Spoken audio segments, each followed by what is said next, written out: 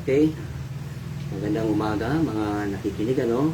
September 9. Ito po sa buong Pilipinas. Magandang hapon sa mga nakikinig at nanonood dito. Andito naman po ang tambalang Juan Magdalena at needs you sa lakbay, pagbabago at ang healthy living. Okay, oras natin ay alas 4:10 na, no? Na-late na naman tayo, no?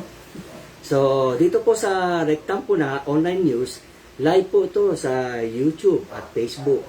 Sa pamumuno po ni Roger Brown at Elsa Obispo sa station manager natin. Patatawa. At hindi pa nagsisimula, natatawa na itong partner natin, no? So, yan po, very smiling talaga yan, kaya nagustuhan ko itong partner ko eh. Tumatawa talaga to, pati mata niya tumatawa. So, balita ka naman, ano ka naman, bati ka, Ma'am Liz, ano? Hello, magandang tanghali sa lahat. Okay lang ba yung sound namin? Okay. Mayroon kagad tayong televiewers, sinuwal of press, kasama sa MIA, no? So, balikaw dito, balikaw ulit sa ating, ba't ba masyado kang excited, kaya medyo nalilito ka, no? So, yan talagang, So, ito pong Rectampo na news online. Napakatagal na po ito. Panahon pa, magkakasama pa kami ni Roger po sa Birada Balita. Ngayon po, Rectampo na news online na. Ito pong aking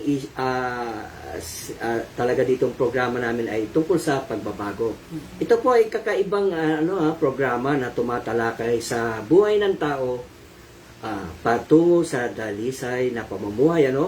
Kasama natin nga dito si Ma'am Liz at si ito ang inyong likod, Juan Magdalena, no?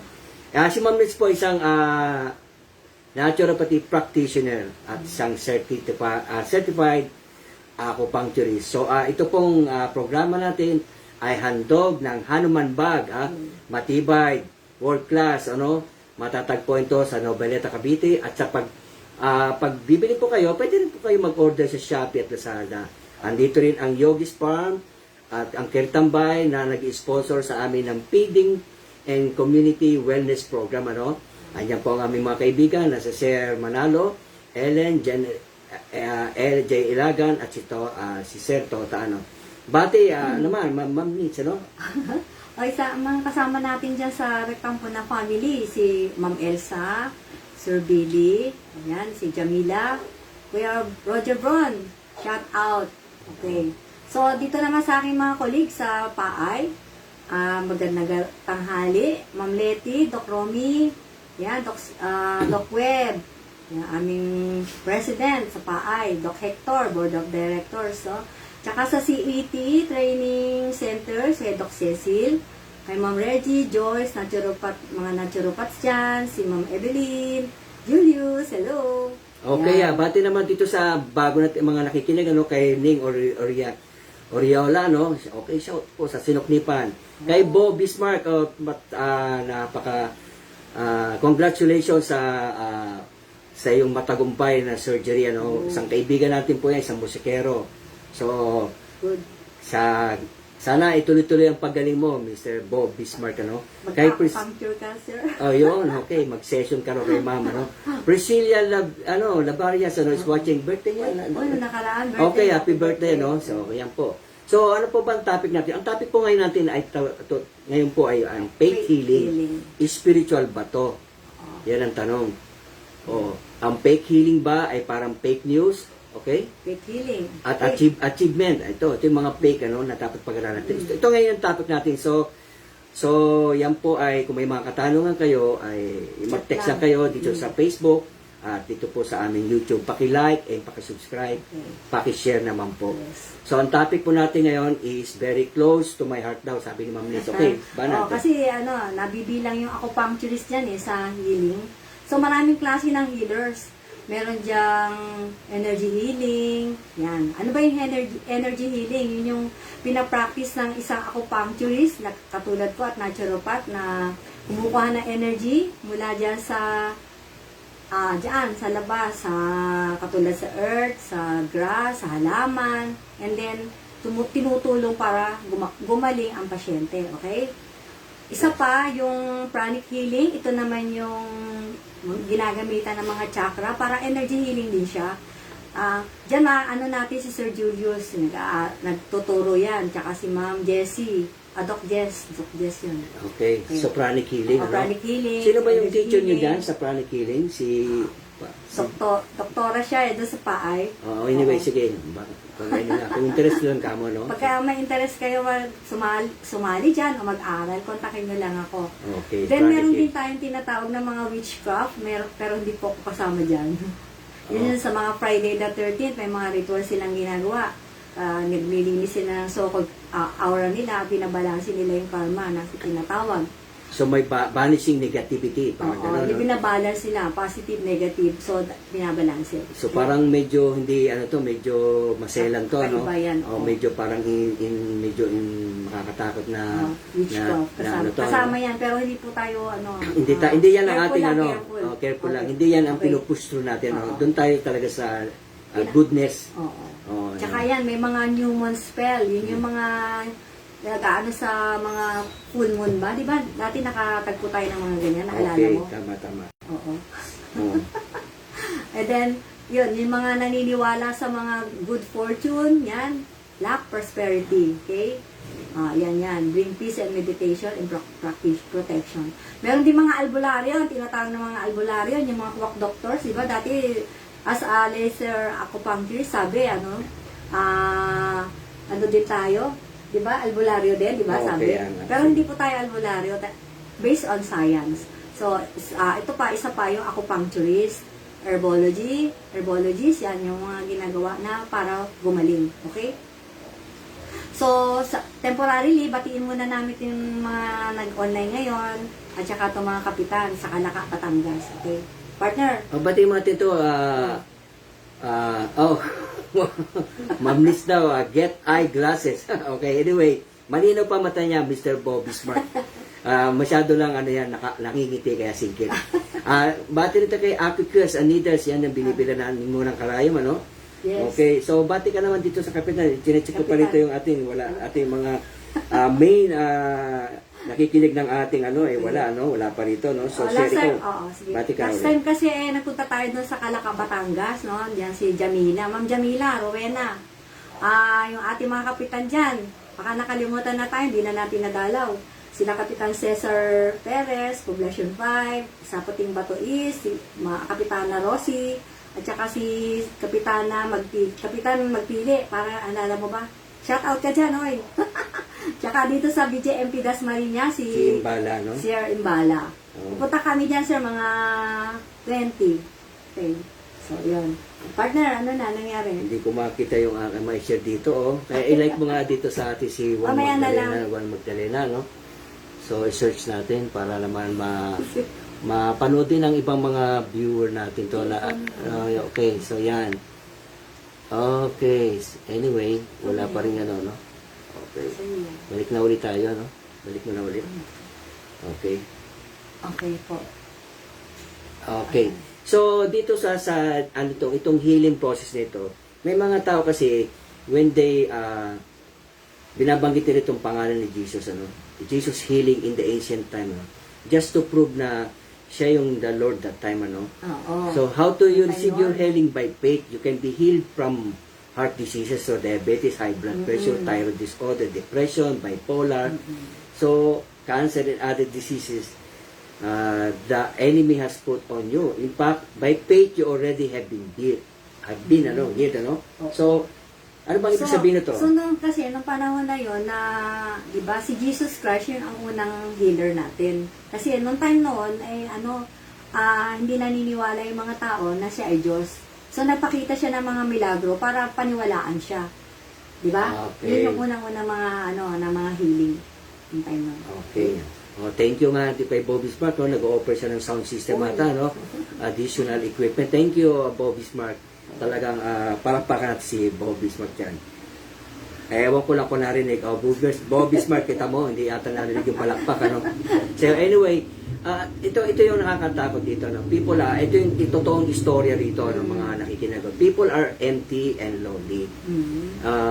When the day we are born, When ba yan na yung tao, by nature talaga, bound tayo ng time, So, the day we are born, yan, yan ang isang tanong dyan, ano? Where? Saan nangyayari itong problemang to? Dito, sa material world na ito. Itong emptiness, saka itong tinasabi natin loneliness, ano?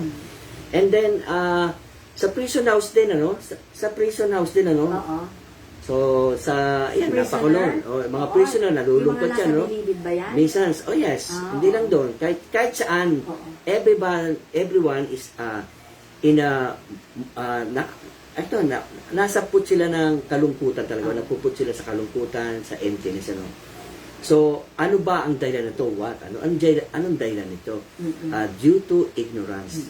Dahil wala silang higher taste, ano.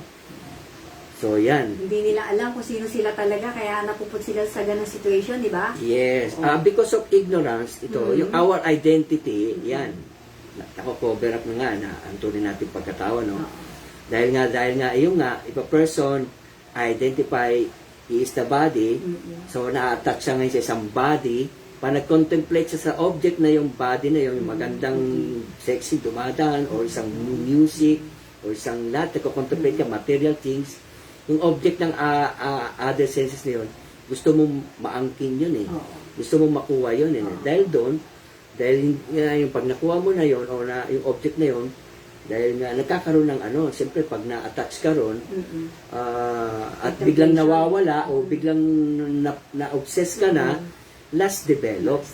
Pag nasa na yun, ano?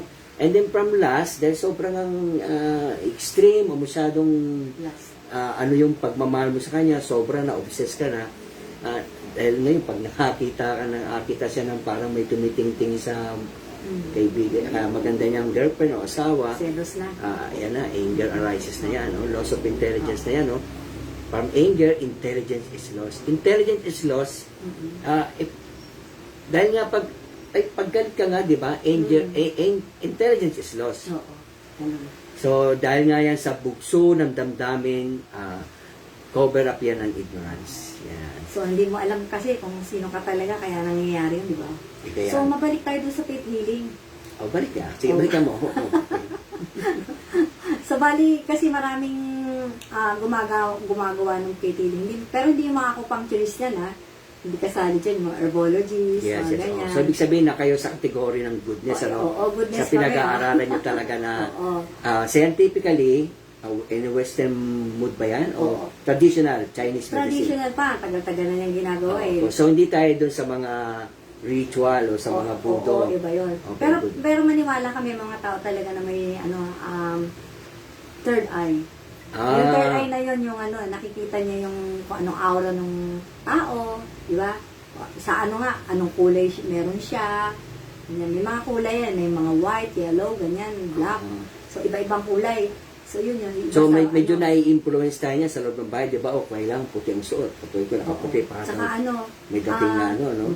Tsaka minsan siya ng ibang tao, yung delusion ng ibang tao kasi akala nila ito meron tong angking kapangyarihan. So natatakot sila. Minsan natatakot pero minsan naman hinahangaan.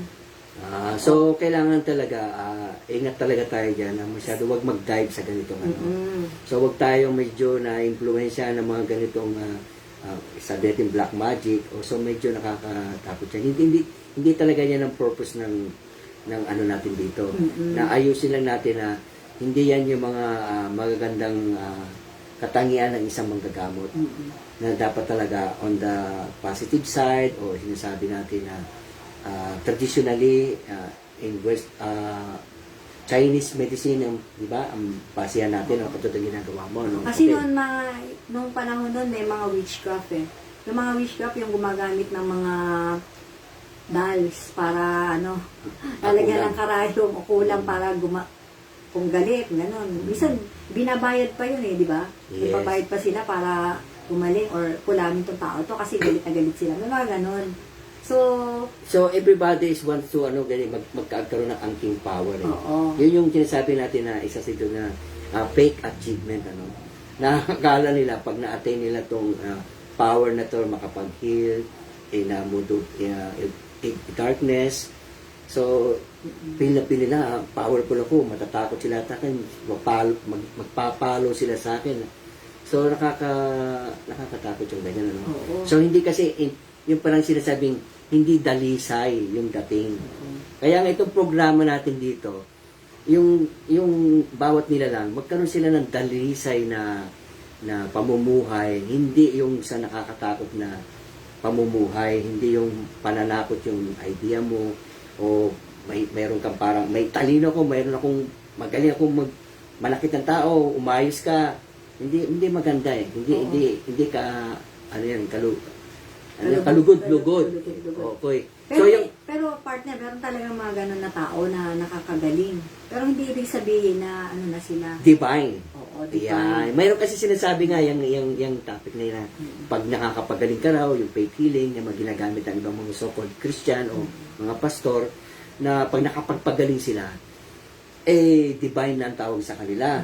Di ba? Nakapagpagaling ng sakit, nakapagpalakad ng kulay. Oo, maraming ganyan Oo. partner. Kaya lang, divine ba matatawag yun? Kasi katulad ng sinabi ko last topic natin, mga doktor, sasabi ba, divine yan, nakapagpagaling. Ikaw, nakapagpagaling ka, di ba? Oo. May nakapakalakad ka pa ng stock dito sa lukban, di ba? Nasa sampalok. Naiyak pa nga yung dahil napalakad mo siya kasi in pain siya eh. Di ba? Ika siya, biglang sumayaw-sayaw na ng di ba? So, ibig sabihin, divine ka, so holy na, i-worship ka na ng tao. So, hindi dapat ganun. So, yun ang kagandahan ng isang katulad mo na hindi mo ginagrab yung pagka-inosente ng tao, na hindi mo ginagrab yung opportunity na lukuhin mo yung tao dahil sa nakakapagpagaling ko, so magbigay kayo ng donation. Di ba? O ito, patak-patak kayo, wag niyo mahusay ito, magaling ko, umahis kayo pag hindi niyo ito binigyan. Baka kayo ito, sumpahin kayo nito, curse kayo nito. May Yun. Isa pa yan. Curse. Okay. Parang nananakot pa, no? Oo. Okay. So, thank you for watching, April din, Asa na yung mga kasama natin dyan? Ellen Rillosa, kasama natin sa Kirtambay, So, okay, patitog. Ang oras po natin ay, 4:30, 4:25. Ako, masyadong advance, Okay. Sa April na yun, binanggit. Oo, naipakit natin. Okay.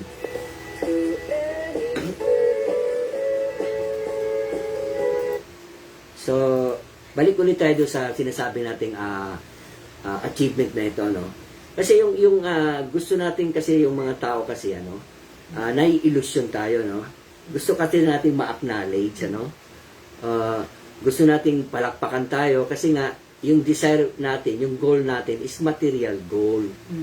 Material achievement. Dito sa material na mundo nito. So things goes wrong, Kasi mali nga yung pananaw natin sa buhay natin, Mali talaga, Hindi kasi yan makapagbibigay sa atin ng satisfaction, So, hindi sa atin makapagbigay sa inner happiness yan, So, yung mababaw yung pananaw natin, For example, example lang naman to, hindi natin nalalahat yung nangyari dito sa Bureau of Immigration, Hindi natin nilalahat, mga nakikinig, Hindi natin sinasabi. Nangyayari sa bawat tao to, yung selfie, nakikipag-selfie kasi isang may kaso, o may human trafficking, o may mga torture na nangyari doon sa Pogo, Bambantala, kung saan itong mayor na si Arisco ay tumakas pa nga, pumunta sa Indonesia, Nagpa-selfie pa itong mga taga-Bureau of Immigration. Nakakatawa, So, napakababaw, So, nagalit tuloy si Justice Remulla at pinag-i-explain sila. Dahil kung uulitin nyo yan, ay kayo ay mabibigyan o masisipa kayo o madidemod kayo sa isang lugar, So, napakababaw nung na kasi nakikita nila na porke yung taong to ay maganda, may power, may dating, PR, sikat. So, kala mo, nagkikling on tayo doon, Ibig sabihin na dumidikit tayo doon. Kasi once na dumikit ka isang kilalang tao, andyan yung potency na makilala ka rin. Andyan din yung tinasabi, pag dumikit ka dyan, andyan yung power yan. Sisikat ka dyan, So, kahit na mag-kiss ass ka sa tao, gagawin mo yon. Kaya yan na nakakalungkot, Because yung ating pag-iisip ay napakaliit, mababaw, Napakababaw ng ating intelligence na hindi natin naiisip na yung taong yun, malungkot din. Yung taong yun ay empty rin at hindi rin siya talaga karapat-dapat na maging natin, ehemplo, So, dapat maintindihan to ng mga tao na yan taong yan ay may kasalanan ginawa, hindi na dapat tayo magpapasenti ba dyan, Hindi lang yan sa mga taga-biyaya, Hindi porket uso gagawin natin, Parang katulad niya kay Robin Hood, ano?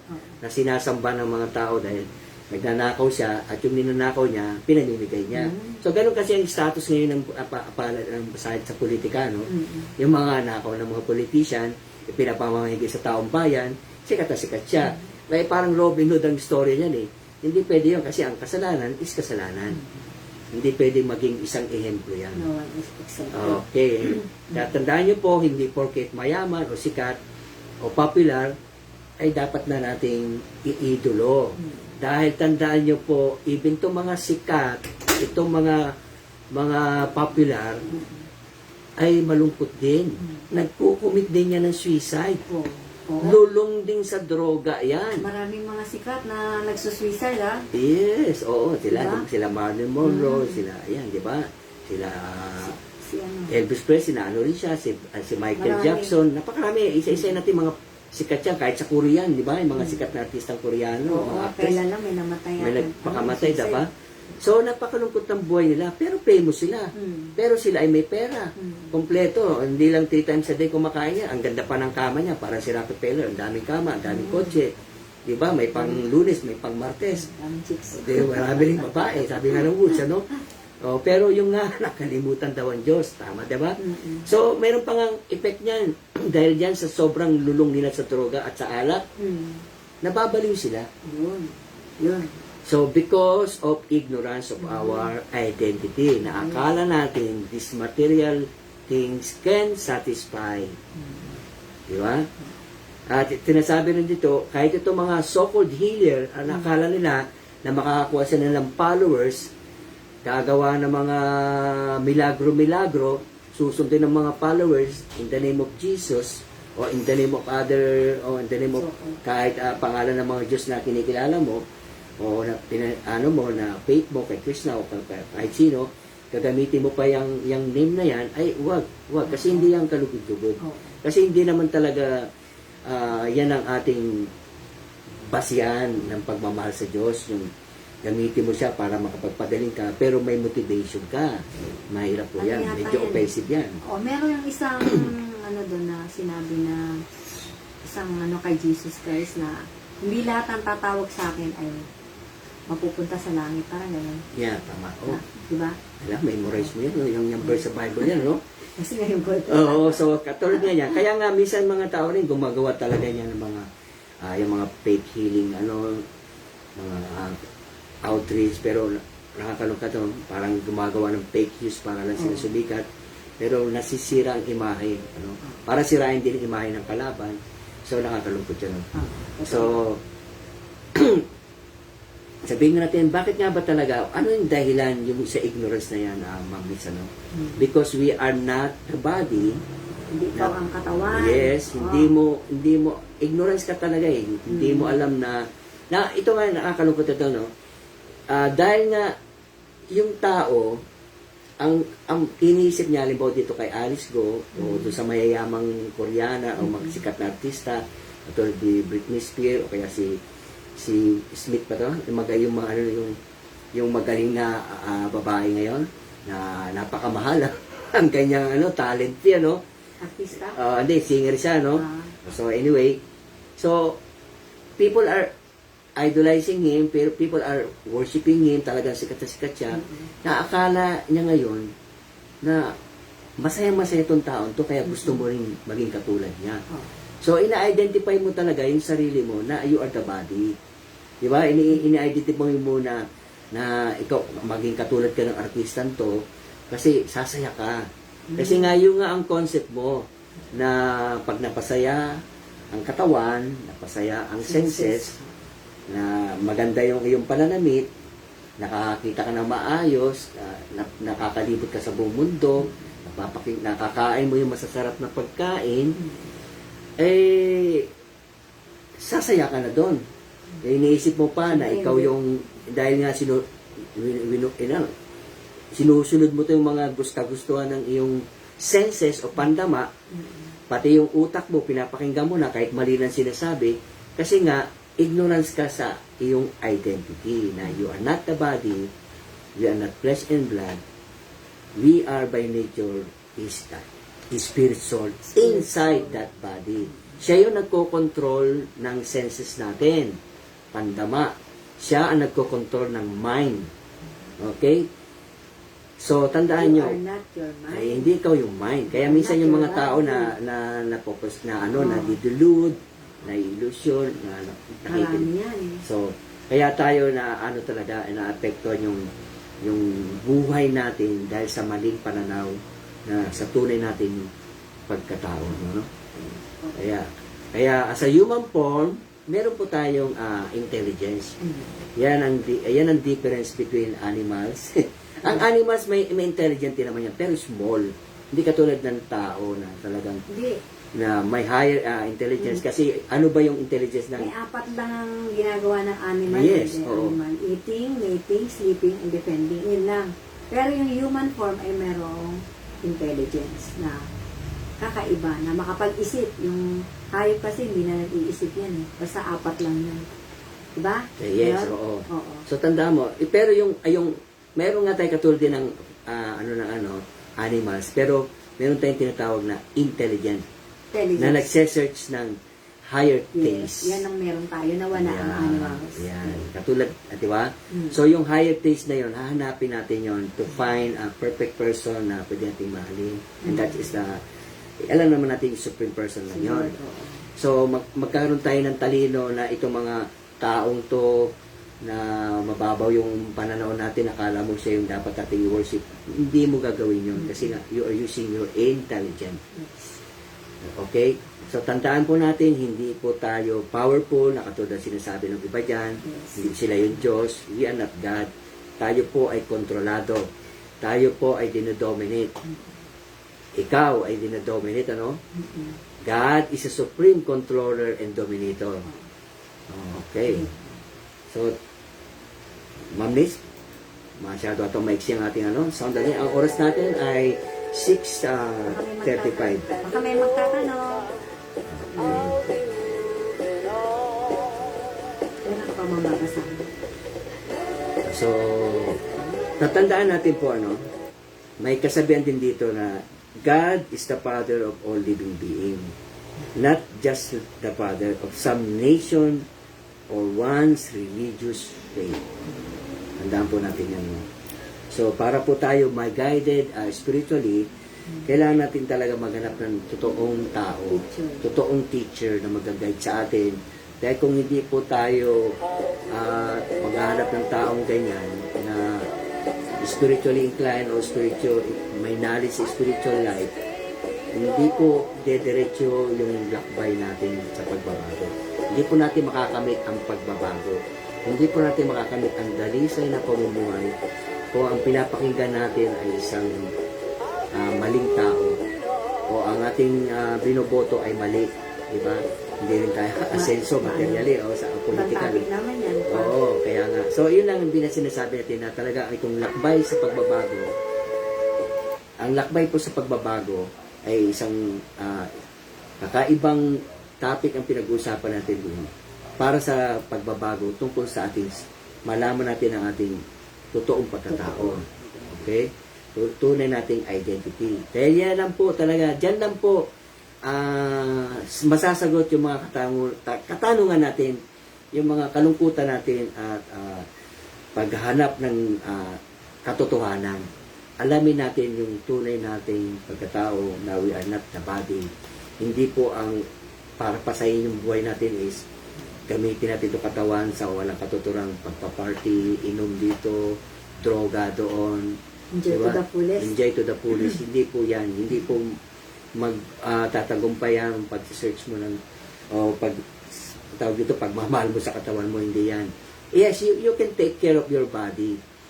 Pero yung nga, mas maganda rin na gamitin mo yung body mo sa tamang paraan na huwag mo siyang exploiting, huwag ka maging sudapa sa droga, sa pag-inom ng alak.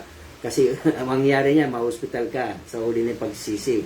Then, may mga parts ng organ ka na napakahina na, hindi ka na makakabukat ng dating ginagawa mo, wala ka ng lakas, wala ka ng power, wala ka ng energy, tapos baka iwanan ka pa ng asawa mo dahil siyempre may sakit ka na. So, minsan ayaw nating mangyari yun, nasa huli na yung pagsisisi. Pag hindi mo talaga inalagaan yung katawan mo. At pag ang buhay mo ay hindi naging dalisay, yan, mga nakikinig, ano, napakalungkot niyan. Babagsak ka talaga dyan, ano. And then, maiisip ko ngayon, ang buhay mo talaga ngayon, nag-iisa ka na lang. Dahil nga, nagkamali ka ng lakbay. Tama ba, Ma'am-Liz? Correct, partner. Okay, sa mga nakikinig, maraming salamat. So, maiksi lang ang oras namin at wala naman pula kayong mga tanong. Eh, kami po ay aalis na. I mean, sa susunod na Lunes uli. Sa susunod na Lunes. So, maraming uli. Salamat uli sa mga nakinig, sa mga kaibigan sa MIA, sa Rectam ko na. Wala dito ang aking kasamang si Herlin. Okay, wala sila Jamila. Si ata, no? Si Roger Brown, wala din, ano? Wala sila ngayon. Anyway, share na lang niyo po nyo to. At pakinggan uli. At ito sana po, magbigay ito ng magandang aral sa lahat. Maraming salamat po.